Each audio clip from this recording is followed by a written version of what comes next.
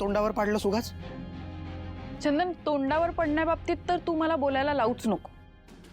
तू मला किती तोंडावर पडलेस विसरलास? नाही ठीक आहे, मान्य आहे, चूक झाली माझ्याकडनं.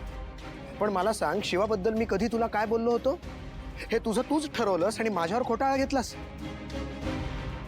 ठीक आहे, बोलले मी, खोटं बोलले तर. नाही, तुला शिवाची इतकी काळजी का वाटतेय? ओ, आलं आलं, लक्षात आलं माझ्या.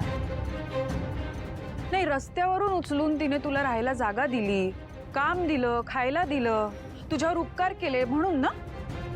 पण हे सगळे उपकार तिने तुझ्यावर केलेत, माझ्यावर नाही. तुला काय हवंय चंदन? नाही, तुला काय हवंय तू चूज कर. तुला ती हवी आहे की तुला मी हवी आहे? एक मिनिट, मला ना असं काही म्हणायचं नाही.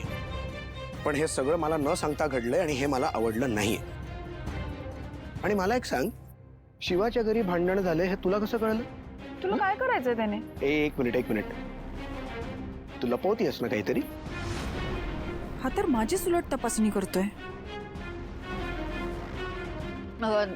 मला कुठून काय कळलं हे जाऊ दे ना, ते जाऊ दे तू. पण हे खोटं बोलणं, न आवडणं, ह्या सगळ्या बाबतीत तू बोलणार असशील तर मी तुला कधीच माफ करणार नाही.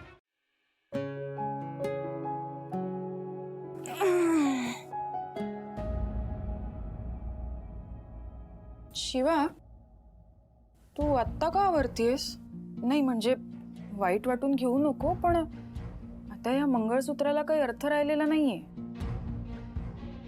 आणि हे साडी वगैरे पण तू त्यांच्यासाठी नेसत होतीस ना, मग आता तर त्यांनी तुला काढून टाकलंय, मग कशाला इतके कष्ट?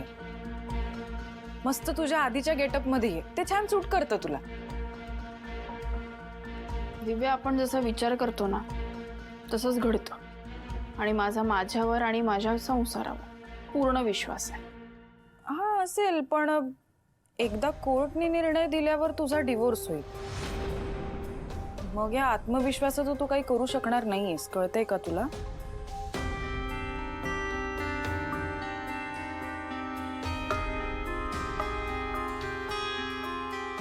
हे बघ, माझं आणि आशूचं नातं हे कुठल्याही सह्यांपुरतं नाही आहे. त्यामुळे मला माहिती आहे हा अडथळा आहे फक्त. तो लवकरात लवकर दूर होईल.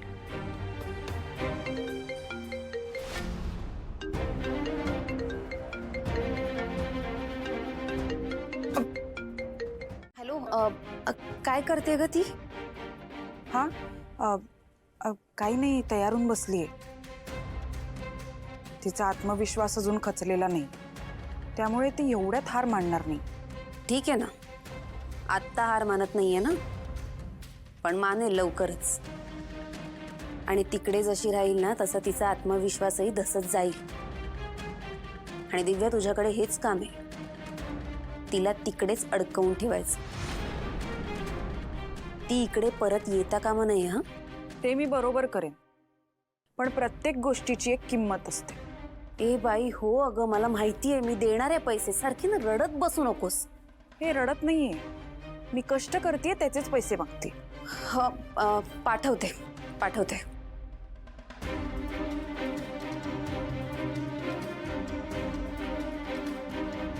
या लोकांची ना हीच लायकी असते वस्तीतली. शिवाला फोन करू का? नको, इथेच असेल, शोधूया. फाईल सगळ्या जातात कुठे मला कळत नाही यार. तू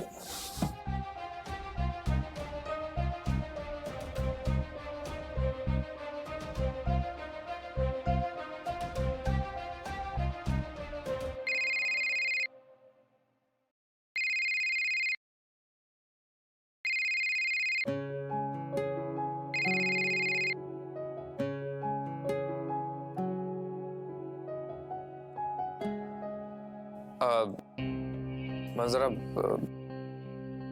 जरा एक काम होतं. बोल. नाही, ऍक्च्युली मला एक फाईल हवी होती. ती जी ग्रीन फाईल आहे ना, ती कुठे ठेवली आहे? हा, ती कपाटाच्या ड्रॉवर मध्ये असेल बघ.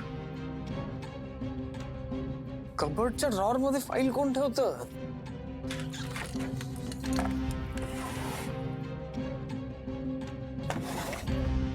मिळाली? हो, मिळाली फाईल. बस एवढ्यासाठीच फोन केला होता. ठीक आहे. ओके.